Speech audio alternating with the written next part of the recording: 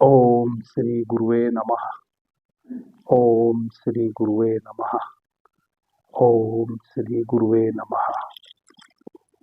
आप सभी दर्शकों को मेरा प्रणाम। मैं श्रेष्ठा आप सभी का the dark light YouTube channel पर स्वागत करती हूँ। जैसा कि आप सभी को ज्ञात है, गुरुजी के द्वारा दिए गए प्रवचन इस चैनल पर उपलब्ध हैं। इसमें से कई प्रकार के महत्वपूर्ण प्रश्न आप सभी के निकल कर मेरे सामने आते रहते हैं। आज उन्हीं सब प्रश्नों को लेकर मैं गुरुजी के समक्ष बैठी हूँ और मेरा पूरा प्रयास रहेगा कि मैं गुरुजी के समक्ष आप सभी के उन प्रश्नों को रखूँ। गुरुजी हमारा मार्ग प्रशस्त करें। गुरुजी प्रणाम। आपने अपना समय मुझे दिया, उसके लिए मैं आपकी बहुत बहुत आभारी हूँ, कृतज्ञ हूँ।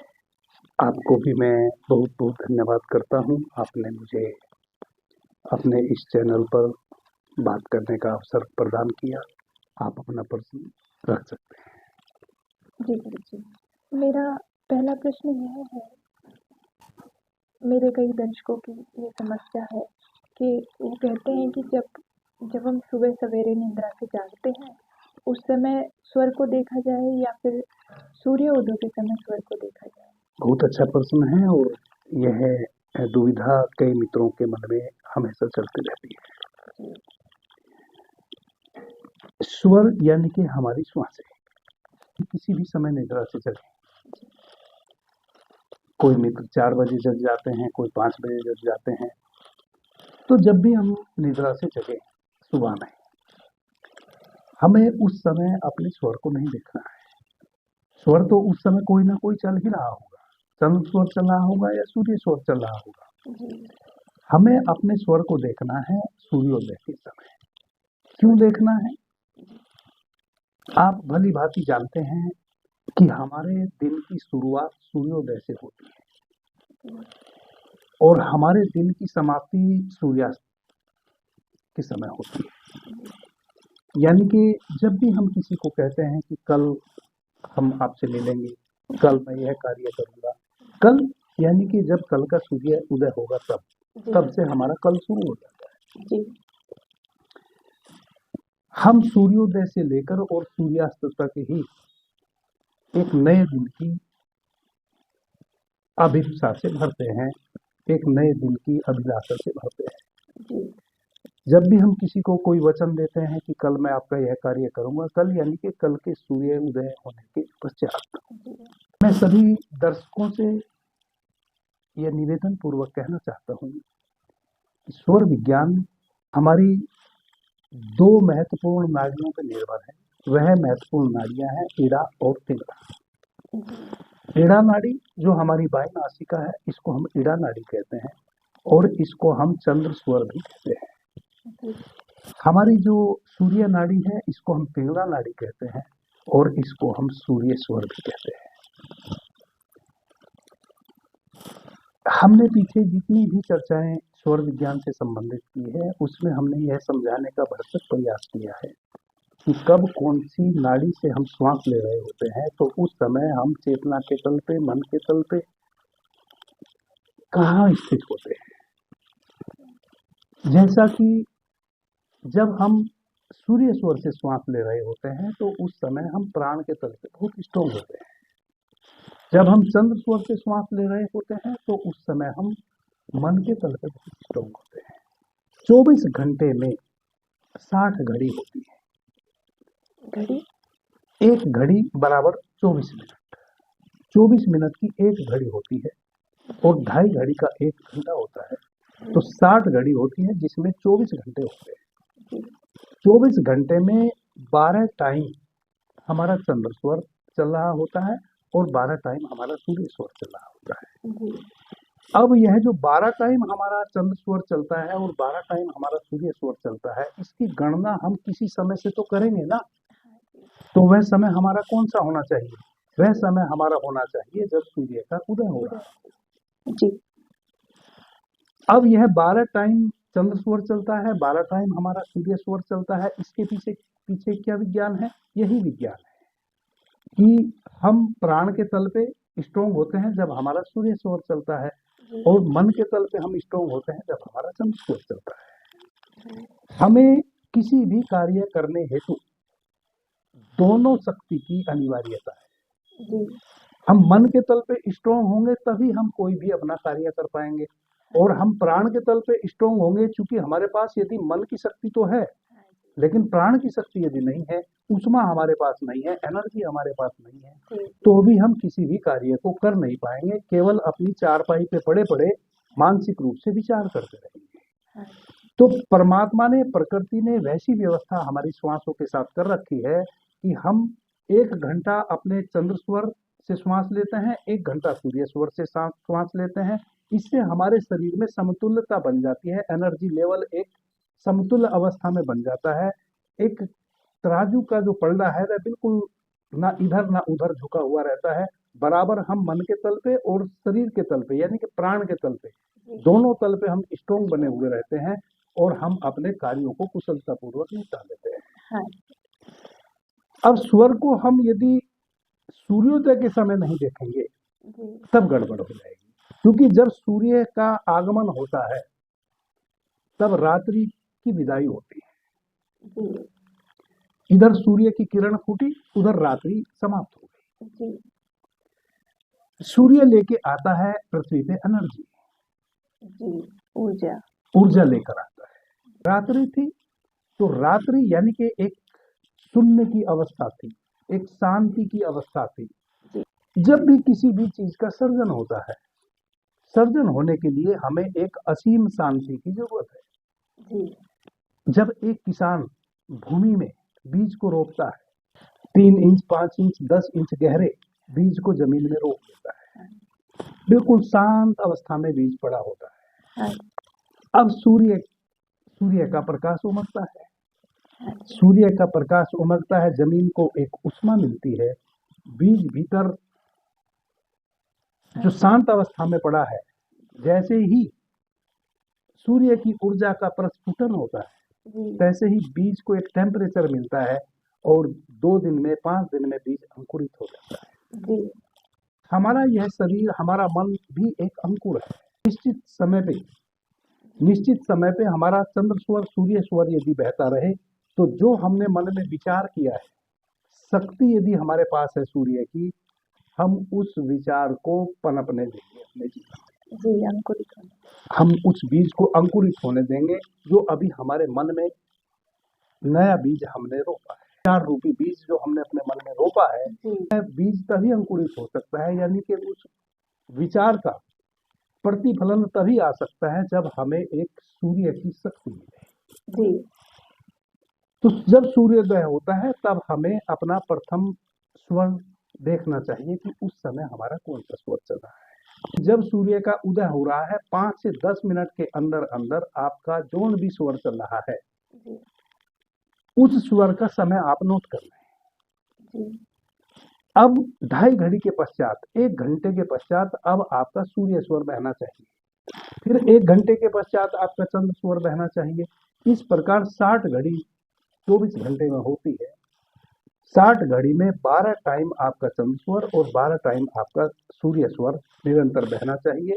और आपको कभी भी, आप चाहे जितने बजे निद्रा से जगे, जब सूर्य का उदय हो रहा हो उसके 10 मिनट के अंदर ही अपने स्वर को चेक करना चाहिए। गुरुजी, जैसा कि आपने अभी अभी कहा कि हर 2.5 घड़ी में स्वर बदलता रहना चाहिए, लेकिन मेरे दर्शकों की समस्या यह भी है, वो कहते हैं कि हमारा चंद्र स्वर ही निरंतर 4-4 6-6 घंटे चलता है, उसके लिए क्या करें?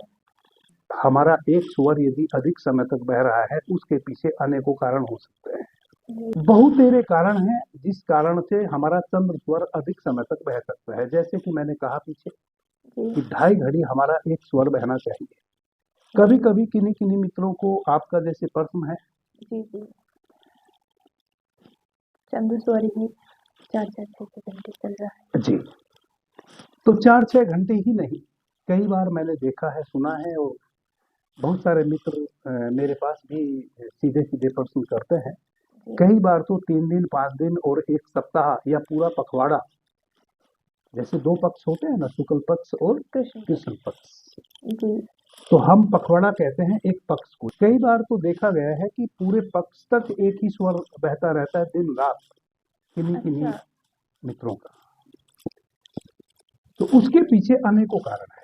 अब उन कारणों को आप समझने की कोशिश करें। यदि किन्हीं मित्रों के समक्ष इस प्रकार की प्रॉब्लम है तो सबसे पहले तो यह 2-3 कारण जो मैं बता रहा हूँ इनका निरीक्षण करें कि कहीं आपके निरंतर एक ही स्वर के बहने के पीछे यह कारण तो नहीं है जो मैं अभी बता रहा हूँ। वह कारण कौन से हैं? जैसे आपने कहा कि चंद्र स्वर अधिक समय तक बह रहा है, तो चंद्र स्वर इस कारण से भी अधिक समय तक बह सकता है यदि हम कॉन्स्टिपेशन के शिकार हैं। यदि हमें कब्ज रहता है निरंतर, तब भी हमारा 5-6 घंटे निरंतर एक ही स्वर यानी कि चंद्र स्वर निरंतर बह सकता है। कई बार चंद्र स्वर इस कारण से भी अधिक समय तक बह सकता है यदि हमें यूरिन पास करना चाहिए और यूरिन पास हम कर नहीं पा रहे हैं, हम वैसे स्थान पे नहीं है जहां हम यूरिन पास कर रहे हैं, यानी कि मूत्र त्याग की हमारे भीतर प्रबल स्थिति बनी हुई है और हम मूत्र त्याग नहीं कर पा रहे हैं, वैसी स्थिति में हम नहीं है या वैसे स्थान पे हम नहीं है जहां हम मूत्र त्याग कर सकें। अब यदि हमें मूत्र त्याग की प्रबल स्थिति भीतर बनी है और हम मूत्र त्याग नहीं कर पा रहे हैं और आधा 1 घंटे से अधिक हमने मूत्र को भीतर रोक लिया है, वैसी अवस्था में जो मूत्र है, जो हमारा यूरिन है, वह ऊपर की ओर वाष्पीभूत होने लगता है। जैसे ही वह ऊपर की ओर वाष्पीभूत होने लगता है तैसे ही हमारे नाभि से ऊपर के जो अंग हैं किसी अंग पे वह इफेक्ट डालने लगता है और हमारे शरीर का टेम्परेचर बढ़ने लगता है। हमारे शरीर में जितने भी अंग हैं वह एक विशेष टेम्परेचर में ही कार्य करते हैं। यदि टेम्परेचर बहुत अधिक लो हो जाए तो भी हमारे शरीर के अंग भंग होने लगेंगे, यदि टेम्परेचर अधिक बढ़ जाए तो भी हमारे शरीर के कुछ अंग कार्य करना बंद कर देंगे। अब शरीर पूरा एक इकाई है, इसको आप ऐसा समझें कि हमारा शरीर को हम टुकड़े टुकड़े में नहीं देख सकते। हमारा हृदय, हमारा मस्तिष्क, हमारा लीवर, किडनी सब एक दूसरे से एसोसिएट है, सब एक दूसरे से जुड़े हैं। श्वासें हमारे इस शरीर की राजा हैं। अब जो राजा है इस शरीर का वह है चंद्र स्वर और सूर्य स्वर, यानी कि हमारी प्राण वायु। जो हम चंद्र स्वर और सूर्य स्वर के माध्यम से प्राण वायु भीतर लेते हैं वह हमारे इस शरीर की राजा है। अब इस शरीर में एक इफेक्ट आने ही वाला है क्योंकि हमें मूत्र त्याग की प्रबल स्थिति बनी थी और हमने मूत्र त्याग नहीं किया, अधिक टेम्परेचर मूत्र में आने लगा और मूत्र ऊपर की ओर वाष्पीभूत होने लगा। उसके उस वाष्पीकरण को रोकने के लिए अधिक समय तक आपका चंद्र स्वर बह सकता है। वह जो आपके भीतर प्रधान प्राण वायु है, जो आपके शरीर के भीतर राजा का कार्य करती है, जो राजगद्दी पे बैठी है, जो आपके पूरे शरीर का संचालन करती है और आपके पूरे शरीर में एक एक अंग को शक्ति प्रदान करती है, वह प्राण वायु उस कार्य में लग जाती है कि चंद्र स्वर को ही अधिक देर तक बहने के लिए निर्देशित करती है कि आपका चंद्र स्वर बहे और आपके शरीर में अधिक तापमान ना बढ़े ताकि आपके शरीर का कोई अंग भंग हो जाए। तो कोई शरीर का अंग भंग ना हो जाए इस कारण से भी निरंतर आपका जब तक आप यूरिन पास नहीं करेंगे, मूत्र त्याग नहीं करेंगे, तब तक आपका चंद्र स्वर बह सकता है। और वैसे समय में आपको ऐसा लग सकता है कि मेरा तो चंद्र स्वर अधिक देर से बह रहा है, इसका मतलब कुछ गड़बड़ है। गड़बड़ तो जरूर है, लेकिन वह गड़बड़ आपकी पैदा की हुई है। आप यूरिन पास कर रहे समय पे तो वह गड़बड़ ठीक हो जाएगी। किन्हीं मित्रों को कॉन्स्टिपेशन की अधिक लंबे समय तक समस्या रहती है, निरंतर कॉन्स्टिपेशन के शिकार रहते हैं। जैसे ही आपके उदर में कब्ज बनेगा, यानी कि जो नेगेटिव पदार्थ हैं आपके भीतर, यदि वह सही समय पे आपके शरीर से आउट नहीं हो रहे हैं, निष्कासन क्रिया सही से नहीं हो रही है, जैसे मूत्र त्याग, मल त्याग, तो यदि हमारे शरीर के जो विभिन्न विभिन्न प्रकार के मल हैं जो अलग अलग द्वारों से बाहर बहते हैं, वह मल यदि बाहर विसर्जित नहीं हो रहे हैं सही समय पे पूर्णतः, तो भी हमारे इस शरीर का टेम्परेचर बढ़ा हुआ रह सकता है। क्योंकि हमारे शरीर, जैसा कि मैंने कहा कि हमारा शरीर पूरा एक इकाई है, एक अंग दूसरे अंग से एसोसिएट है। यदि हमारा कोई एक अंग विकृत होगा तो बाकी के जो हमारे दूसरे अंग हैं शरीर के, वह पूरी कोशिश करेंगे कि उस एक अंग को जी दुरुस्त कर लिया जाए, स्वस्थ कर लिया जाए। हाँ जी वह अपनी एनर्जी भी उस अंग को देने की कोशिश करेंगे ताकि वह अंग स्वस्थ हो जाए। यह बहुत बड़ा विज्ञान है इस संबंध में, बल्कि हमें पता नहीं है। हमारा शरीर अपनी रिपेयर स्वयं ही करता है। उसका कारण यही है कि हमारे पूरे शरीर के अंग अपने साथी अंग जो विकृत हो गए हैं किसी कारण से, उसको स्वस्थ बनाने में अपनी ऊर्जा भी उसको डोनेट करने लगते हैं। जी और जब हमारा कोई अंग भंग हो जाता है, मजे की बात यह है कि उस अंग को स्वस्थ होने के लिए भी एक विशेष टेम्परेचर चाहिए। जी तो उस स्थिति में भी हमारा चंद्रस्वर अधिक समय तक रह सकता है। क्योंकि टेम्परेचर अधिक है, हम कॉन्स्टिपेशन के निरंतर शिकार हो रहे हैं, लगातार हमें कब्ज बन रहा है तो हमारे पेट में गर्मी पैदा हो गई है, वह गर्मी हमारे पूरे शरीर में फैल रही है। शरीर एक विशेष अनुपात में ही गर्मी को बर्दाश्त कर सकता है। जी अब वह उस अनुपात से अधिक टेम्परेचर बॉडी के अंदर कॉन्स्टिपेशन के कारण बढ़ रहा है, तो आपका शरीर उसको सामान्य करने की निरंतर कोशिश कर रहा है, और वह कोशिश वह चंद्रस्वर के माध्यम से ही कर सकता है। तो एक यह कारण हो सकता है कि आपका चंद्रस्वर अधिक समय तक बह रहा हो। और भी बहुत से कारण हैं, जैसे यदि आपको बुखार आ जाए, जी आपका टेम्परेचर बढ़ जाएगा। बुखार आने के कई कारण हैं। जी किसी भी कारण से यदि आपको बुखार आता है तो भी आपके शरीर का टेम्परेचर बढ़ेगा, तापमान बढ़ेगा।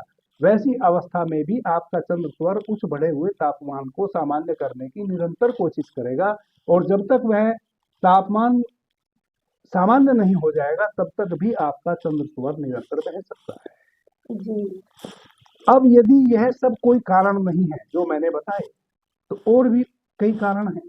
जैसे हमने कोई ऐसा भोजन के रूप में या जल के रूप में, यानी कि लिक्विड रूप में या ठोस रूप में, हमने कोई ऐसा पेय पदार्थ या भोजन ग्रहण कर लिया जो कुचिष्ट था, बासी था, या उसमें किसी भी प्रकार का अल्प मात्रा में जहर था, विष था, यानी कि भोजन विषाक्त हो गया था। विषाक्त भोजन यदि हमने किसी कारण से भीतर ग्रहण कर लिया है तो भी हमारे शरीर का टेम्परेचर बढ़ेगा।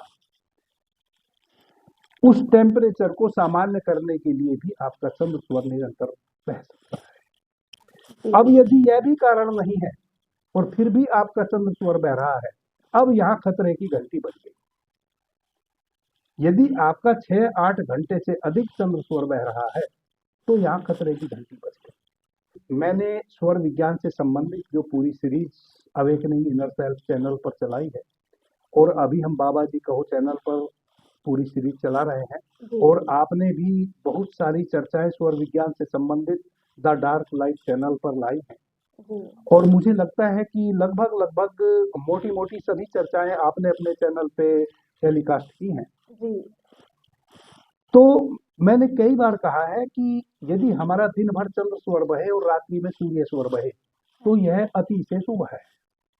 लेकिन वह अवस्था तो हमारी यौगिक क्रियाकलाप करने से हमने साधी है, यानी कि हमने अपनी साधना से वैसी व्यवस्था की है कि दिन भर हमारा चंद्र स्वर बह रहा है और रात्रि में हमारा सूर्य स्वर बह रहा है। वह तो किसी भी साधक के लिए, किसी भी मित्र के लिए, किसी भी सामान्य जन के लिए बहुत ही शुभ लक्षण वाली स्थिति बन जाती है यदि हमारा दिन में चंद्र स्वर बहे और रात्रि में सूर्य स्वर बहे। लेकिन यदि आपने चंद्र स्वर को साधा नहीं है और तब आपका 6 घंटे 8 घंटे से अधिक चंद्र स्वर बह रहा है, जी और रात्रि में भी फिर आपका चंद्र स्वर ही बह रहा है, तब यह खतरे की घंटी हो गई। एक पूरा दिन यदि आपका चंद्र स्वर बह रहा है तो भी उतनी खतरे की बात नहीं है। एक दिन किसी कारण से बह रहा है, अधिक कॉन्स्टिपेशन हो गया, उस दिन आपका पेट बिल्कुल भी साफ नहीं हुआ, या आप किसी कारण से अस्त व्यस्त रहे, या आपने बासी कुचिष्ट भोजन ग्रहण कर लिया, तो हो सकता है आपका पूरा दिन चंद्र स्वर बहे। लेकिन यदि नेक्स्ट डे भी पूरा दिन आपका चंद्र स्वर ही बह रहा है और तीसरे दिन भी फिर आपका चंद्र स्वर ही पूरा दिन बह रहा है और रात्रि में भी चंद्र स्वर बह रहा है और सूर्य स्वर क्षण भर के लिए ही किसी समय बह रहा है, इसका मतलब अब आपके लिए खतरे की घंटी बज गई। वह खतरे की घंटी क्या बज गई? आपको अब यहाँ अलर्ट हो जाना है। या तो आपको बहुत ही खतरनाक कोई भीतर बीमारी जन्म ले ली है जो अभी परिलक्षित नहीं हुई है, जिसके अभी लक्षण उभर के नहीं आए हैं, इस कारण से आप अभी अपने डॉक्टर के पास नहीं गए हैं, इस कारण से आपको नहीं पता है कि कोई खतरनाक बीमारी आपके भीतर जन्म गई। क्योंकि यदि 3 दिन लगातार आपका चंद्र स्वर बह रहा है तो निश्चित रूप से आपके भीतर कोई गंभीर रोग उत्पन्न हो चुका है, जो कुछ ही दिनों में आपके समक्ष परिलक्षित होने वाला है।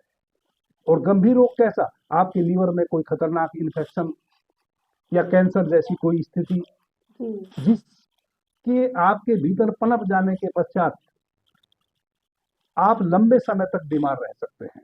तो निश्चित रूप से आपको कोई ऐसी क्रोनिक डिजीज आ गई है जिसका जल्दी ट्रीटमेंट होना संभव नहीं है। जैसे कि कैंसर, जैसे कि ब्लड में और नाना प्रकार के दोष होते हैं, जैसे लीवर में बहुत प्रकार के इन्फेक्शन होते हैं। माताओं बहनों में गर्भाशय से संबंधित कुछ ऐसी डिजीज होती हैं जिनका उनको बहुत समय पश्चात पता चलता है, एकदम से पता नहीं चलता। तो जैसे माताओं बहनों को गर्भाशय से संबंधित कई ऐसी डिजीज हो जाती हैं जिनका उनको बहुत देर पश्चात पता चलता है, तुरंत पता नहीं चलता।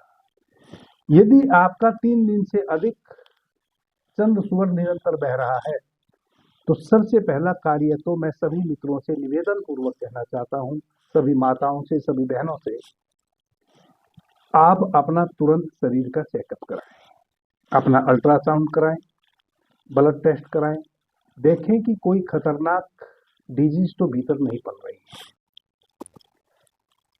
तो 3 दिन से अधिक यदि चंद्र स्वर निरंतर बह रहा है, यह खतरे की घंटी है। 3 दिन से कम यदि बह रहा है तो वह कारण हो सकते हैं जो मैंने पीछे कहे। यदि निरंतर 3 दिन चंद्र स्वर बह रहा है तो आप अलर्ट हो जाएं, कोई ना कोई खतरनाक समस्या आपके भीतर आ गई है। और वह खतरनाक समस्या भी किस प्रकार की आ गई है? अस्थाई कोई प्रॉब्लम आपके भीतर आ रही है, अस्थाई नहीं, अस्थाई रूप से। जैसे कैंसर, अब कैंसर जो है वह हमारे इस शरीर को नष्ट ही कर देता है लगभग, अस्थाई रूप से वह हमारे भीतर पनप जाता है, बड़ा मुश्किल हो जाता है उससे इम्प्रूव करना। अब तो बहुत सारी वैक्सीन आ गई हैं, लेकिन अभी से 10, 15, 20 वर्ष पहले यदि किसी को कैंसर डिटेक्ट हो गया तो लगभग 90% मृत्यु तय थी। तो अस्थाई कोई ना कोई शारीरिक विकार आपके भीतर पनप चुका है, यानी कि उसका आगमन हो चुका है, जिसका पता आपको कुछ समय पश्चात लगेगा। आप तुरंत अलर्ट हो जाएं, अपना मेडिकल चेकअप कराएं। यदि आपका निरंतर चंद्र स्वर बह रहा है, आपको यह शारीरिक प्रॉब्लम तो हो ही सकती है। यदि किसी कारण से आपको शारीरिक प्रॉब्लम नहीं है, सब कुछ ठीक आया आपकी सभी मेडिकल जांच में, तब एक बात तो निश्चित तय है। वह बात निश्चित तय यह है कि आप आर्थिक रूप से बिल्कुल समाप्त हो जाने वाले हैं। यदि आप छोटे बिजनेसमैन हैं या बहुत बड़े बिजनेसमैन हैं, आपका बिजनेस चौपट हो जाने वाला है। यदि शरीर के तल पे आप पूर्ण स्वस्थ हैं, मेडिकल जांच आपने करा ली, बिल्कुल पूर्ण स्वस्थ हैं, तब तब तब आप अर्थ के तल पे बिल्कुल समाप्त हो जाने वाले हैं, एकदम जस्ट आपके समक्ष उल्टा हो जाने वाला है। यदि आप छोटे बिजनेसमैन हैं तो उस मात्रा में आपको नुकसान होने वाला है, बड़े बिजनेसमैन है तो उस मात्रा में, यानी कि जो भी आपका बिजनेस है वह कंप्लीट चौपट हो जाने वाला है। यदि 3 दिन से अधिक आपका चंद्र स्वर बह रहा है और शारीरिक कोई प्रॉब्लम नहीं है तो ये संकेत है। इस प्रकार से हम अधिक समय तक चंद्र स्वर यदि हमारा बह रहा है समझने की कोशिश करें। यदि हमें कोई शारीरिक विकार नहीं है, तब यदि अधिक लंबे समय तक चंद्र स्वर बह रहा है तो आपको अर्थ के तल पे नुकसान होने वाला है और समाज के तल पे भी आपको नुकसान हो सकता है अधिक मात्रा में। तो मेरा सभी मित्रों से अनुरोध है, सर्वप्रथम तो आप देखें कि यदि 2 घंटे 3 घंटे आपका चंद्र स्वर बह रहा है तो जो मैंने प्रॉब्लम्स बताई हैं उनमें से कोई समस्या तो आपको नहीं है। वह समस्या दूर कर ले, सब ठीक हो जाएगा। लंबे समय तक यदि बह रहा है तो अपने पूरी बॉडी का चेकअप कराएं, मेडिकल चेकअप कराएं। कोई ना कोई गंभीर बीमारी आपके भीतर पनप गई है, यदि आपको समय रहते पता चल जाएगा तो आप जल्दी स्वस्थ हो जाएंगे। अच्छे से ट्रीटमेंट कराएंगे, स्वस्थ हो जाएंगे। यदि 3 दिन 5 दिन निरंतर बह रहा है, तब आपको अर्थ के तल पे, यानी कि जो भी आपका कारोबार है, जो भी आपका बिजनेस है, उसमें आपको नुकसान हो जाने वाला है। आप अलर्ट हो जाएं। अलर्ट हो जाएं इसका मतलब यह हुआ कि यदि आप अपने बिजनेस को बढ़ाने की सोच रहे हैं या किसी के साथ साझा करने की सोच रहे हैं या स्थान को परिवर्तन करना चाह रहे हैं, जो भी आप अपने बिजनेस में कुछ छेड़छाड़ करना चाह रहे हैं, कुछ उसको बढ़ाना चाह रहे हैं या किसी को अपने साथ जोड़ना चाह रहे हैं, अभी ठहर जाए। इसका मतलब अभी शुभ समय नहीं है, आपको नुकसान हो सकता है यदि आप अपने बिजनेस के साथ किसी भी प्रकार की अभी छेड़छाड़ करेंगे। तो ऐसे आप ये संकेत समझें। गुरुजी, जैसा कि अभी आपने बताया चंद्र स्वर के यही नुकसान हो सकते हैं। यदि हम चंद्र स्वर को अधिक देर तक बहने से रोक लें या अपने स्वर को परिवर्तन कर लें, तो क्या उन सभी नुकसानों से बचा भी जा सकता है? देखो बेटा, आप अपने चैनल पे इतनी सारी चर्चाएं हमारी लेकर आई हैं और उन चर्चाओं में मैंने इस विषय पर विस्तार से चर्चा की है। स्वर विज्ञान का मतलब क्या है? श्वास तो हमारी चल ही रही है, यह हमें चलानी थोड़े ना पड़ रही है। तो फिर हम इस विज्ञान में क्यों घुसते जा रहे हैं, क्यों हम इस पे चर्चा कर रहे हैं और क्यों इस विज्ञान से संबंधित हम जानकारी हासिल करना चाह रहे हैं? यानी कि स्वर विज्ञान, श्वासों का विज्ञान। श्वास तो आपको लेनी पड़ नहीं रही है, श्वास तो स्वयं से चल रही है। स्वर विज्ञान इसीलिए हमें जानना जरूरी है क्योंकि स्वर विज्ञान, स्वर यानी कि अपनी श्वासों के एक विशेष रिदम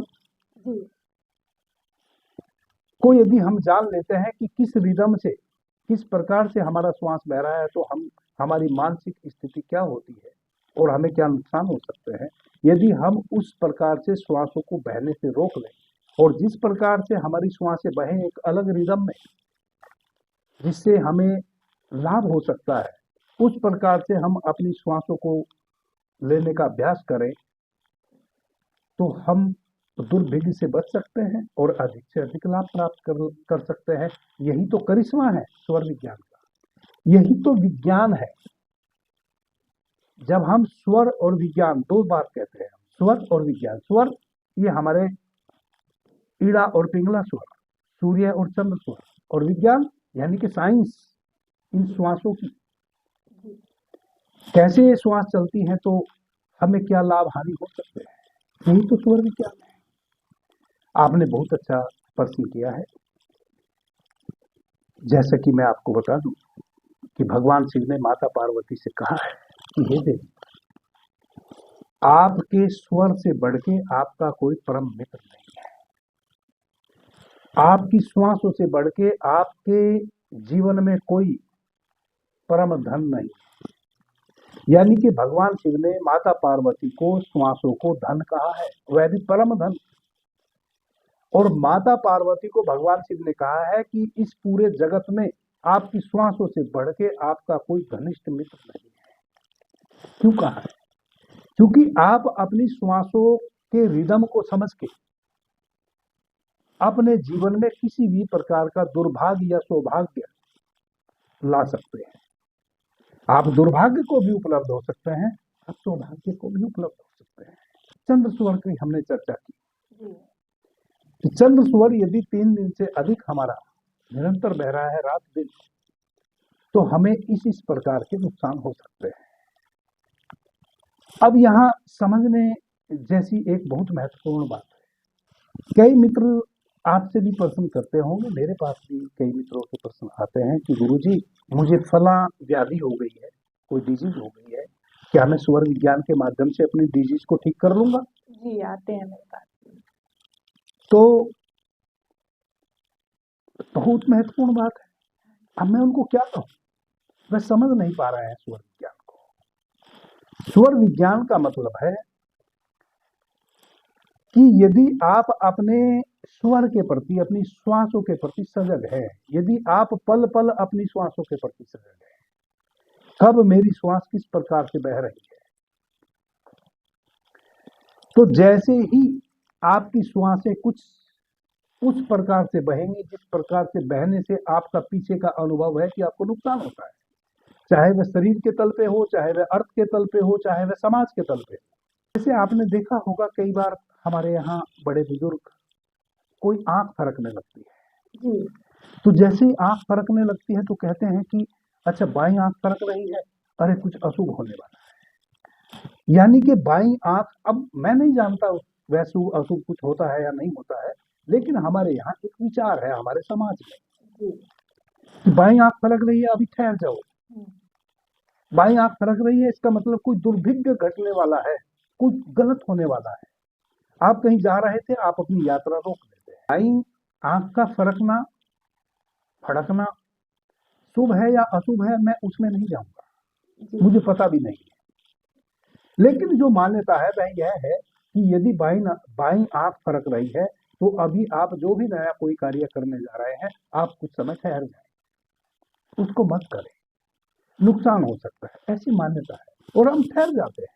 जी वैसे ही स्वर विज्ञान है, आप अपनी श्वासों के प्रति यदि निरंतर सजग हैं तो आपको कुछ दिन के अभ्यास में, जैसे हमने पीछे चर्चा की श्वासों का साधना, श्वासों का साधना क्या है, जब आप निरंतर अपनी श्वासों के प्रति सतर्क रहेंगे तो आप एक बड़ी महत्वपूर्ण स्थिति से गुजर जाएंगे। वह क्या है, महीने 2 महीने यदि आपने केवल अपनी श्वासों पे ध्यान दिया, कब आपकी श्वास कैसे चल रही है, तो आप अपनी श्वासों के विशेषज्ञ बन जाएंगे, आप अपने विशेषज्ञ बन जाएंगे। कैसे बन जाएंगे, 2 महीने यदि आप ध्यान देते हैं तो 2 महीने यानी कि 60 दिन, 60 दिन में आपके जीवन में बहुत सारे उतार चढ़ाव आने ही वाले हैं। यदि आप बिजनेसमैन हैं तो इन 60 दिन में आपको कहीं घाटा होने वाला है, किसी दिन इन 60 दिन में आपको अधिक नफा होने वाला है, किसी दिन इन 60 दिन में आपको कम लाभ होने वाला है, किसी दिन आपको कम घाटा होने वाला है, किसी दिन आपको छोटी मोटी कोई चोट लगने वाली है, किसी दिन आपको आपका कोई स्वजन आपसे रूठ जाने वाला है। यानी कि 60 दिन में आपके जीवन में भांति भांति की घटनाएं घटने वाली है, जो कि प्रत्येक सामान्य घटनाएं हैं, प्रत्येक व्यक्ति के जीवन में घटती है। जी यदि आप अपनी श्वासों के प्रति सजग हैं तो एक महत्वपूर्ण घटना यह घट जाएगी कि जब आपको आपके बिजनेस में घाटा लगा उस समय आपको पता रहेगा कि आपकी श्वासों का रिदम क्या था। जी जब आपका कोई अभिन्न मित्र या परिवार का कोई महत्वपूर्ण सदस्य जिसके बिना आप अपने जीवन की कल्पना नहीं कर सकते हो, जैसे आपकी पत्नी या आपका पति, आपके माता पिता, आपका भाई, आपकी बहन, ऐसा व्यक्ति यदि आपसे रूठ गया है इस 60 दिन में, तो आपको पता चलेगा कि जब वह रूठा है कोई ऐसी बात नहीं थी और वह रूठ गया, और जिस बात पे वह रूठ गया वैसी बातें तो अक्सर हमारे बीच में चलती रहती हैं, लेकिन आज रूठ गया, पहले कभी नहीं रूठा। इसका मतलब आप देखें कि उस समय आपकी श्वासों का रिदम क्या था। तो 60 दिन में आप अपनी श्वासों के विशेषज्ञ बन जाएंगे। कैसे बन जाएंगे, आपको पता चल जाएगा कि कब मेरे श्वास कैसे चल रहे थे कि मुझे नुकसान हुआ या मुझे लाभ हुआ, या मेरे से कोई रूठा, या मेरे अंदर किसी के प्रति अन्यत्र प्रेम जगा, या अन्यत्र घृणा जगी, या क्रोध जगा, या वैमनस्यता जगी, या ईर्ष्या जगी। मेरे जीवन में कुछ दुर्भिक्ष घटा या मेरे जीवन में कुछ सौभाग्य घटा। 60 दिन में आपको जितनी भी आपके जीवन में अच्छी या बुरी घटनाएं घटी उनका आपको पता चल जाएगा कि कैसे मेरी श्वास चल रही थी तो वो घटी। यही स्वर विज्ञान का रहस्य है। अब यदि आपका चंद्र स्वर अधिक लंबे समय तक बह रहा है, कि चंद्र स्वर बह रहा है, तो चंद्रमा से संबंधित आपको अनेकों प्रकार के रोग भीतर हो सकते हैं। आप मन के तल पे सबसे पहले तो जब हमारा निरंतर चंद्रमा बहता है तो जो हम एक निश्चित समय में, एक निश्चित समय सीमा में जब हमारा चंद्र स्वर बहता है तो जो हमारा मन स्ट्रोंग होता है वही मन हमारा चंचल हो जाता है। यदि चंद्र स्वर अधिक समय तक बहेगा तो आपका मन चंचल हो जाएगा।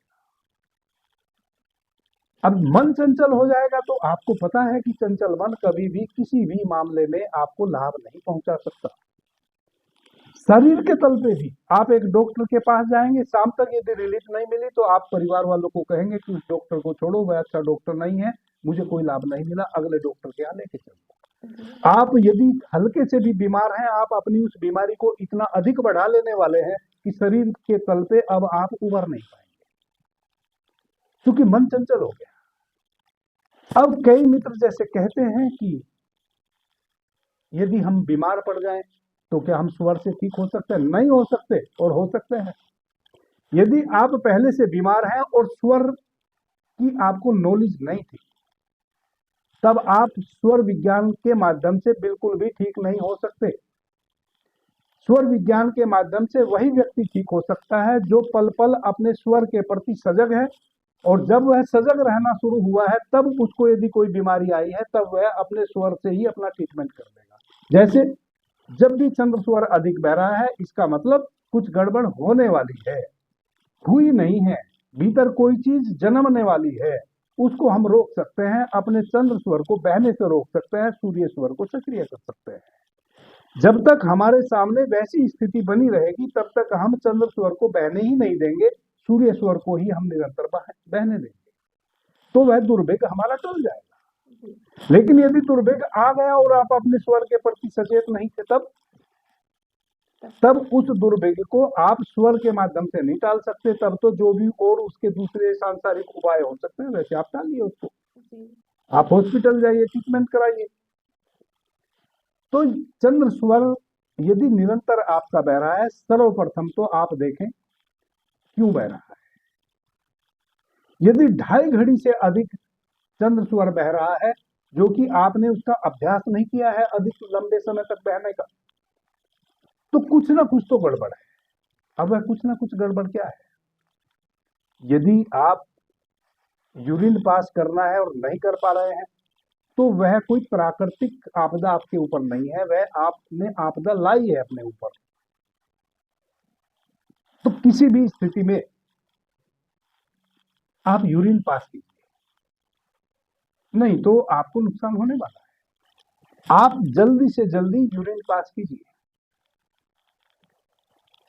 आप यूरिन पास कर लेंगे, आपका सूर्य स्वर ऑटोमेटिक सक्रिय हो जाएगा।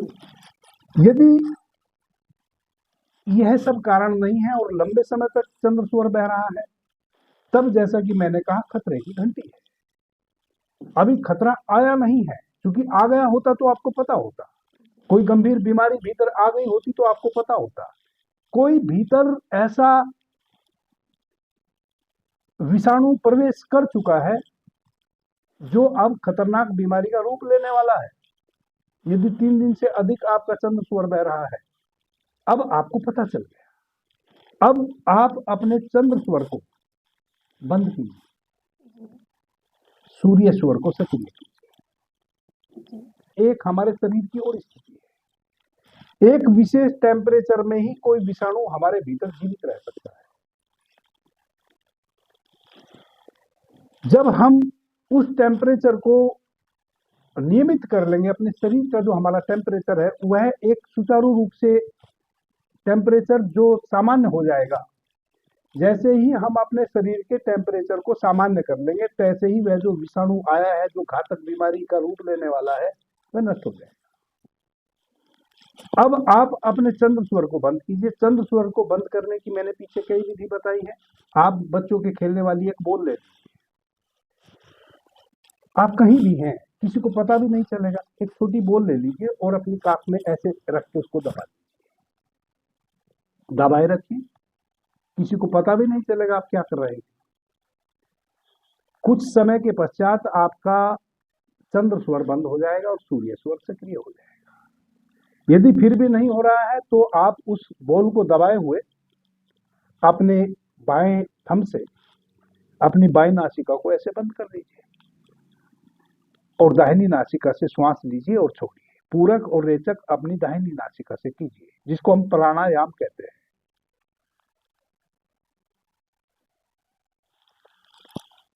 कुछ ही समय में आपका स्वर चेंज हो जाए। अब जब आपका स्वर चेंज हो जाए तब फिर एक दूसरा काम कीजिए, क्योंकि आपने बलात् चेष्टा करके अपने सूर्य स्वर को सक्रिय किया है, चंद्र स्वर आपका लगातार सक्रिय था। अब आपको क्या करना है कि एक रुई का गुट्ठा बना लेना है और उसको अपने बाएं नथुने में यानी कि अपने चंद्र स्वर में भीतर रख लेना है। जब तक वह रुई का गुट्ठा आपके चंद्र स्वर में रहेगा तब तक अब आपका यह सूर्य स्वर ही सक्रिय रहेगा। जब तक आपको अपने शरीर में बिल्कुल सामान्य स्थिति नहीं लगती, मन के तल पे और शरीर के तल पे, मन के तल पे यानी कि जब आपका अधिक समय तक चंद्र स्वर बह रहा है तो मैंने कहा कि आपका मन चंचल हो जाएगा। जब आपका मन स्थिर हो जाए, आपको लगे कि अब मन स्थिर हो गया, चंचलता समाप्त हो गई और शरीर के भीतर जो एक उद्विग्नता थी, एक एबनॉर्मेलिटी थी, वह भी मतलब अब सामान्य हो गई, तब आप उस रुइया को निकाल लीजिए और फिर श्वासों को अपनी नैसर्गिक व्यवस्था में रहने दीजिए। यदि नेक्स्ट डे फिर वही स्थिति बन रही है तो इस प्रकार से जब तक आपके नेचुरल स्वर ना बहने लगे तब तक आप अपने चंद्र स्वर को बंद रखिए।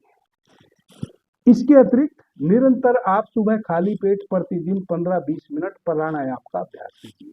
प्राणायाम का अभ्यास, प्राणायाम की अनेकों विधियां हैं। यदि आपको इस प्रकार की समस्या है, बिल्कुल सहज सी विधि से आप गुजर सकते हैं। बाईं नासिका से श्वास लेना शुरू कीजिए, यानी कि चंद्र स्वर से श्वास को भीतर भरिए, कुछ क्षण रोकिए और सूर्य स्वर से बाहर निकालिए।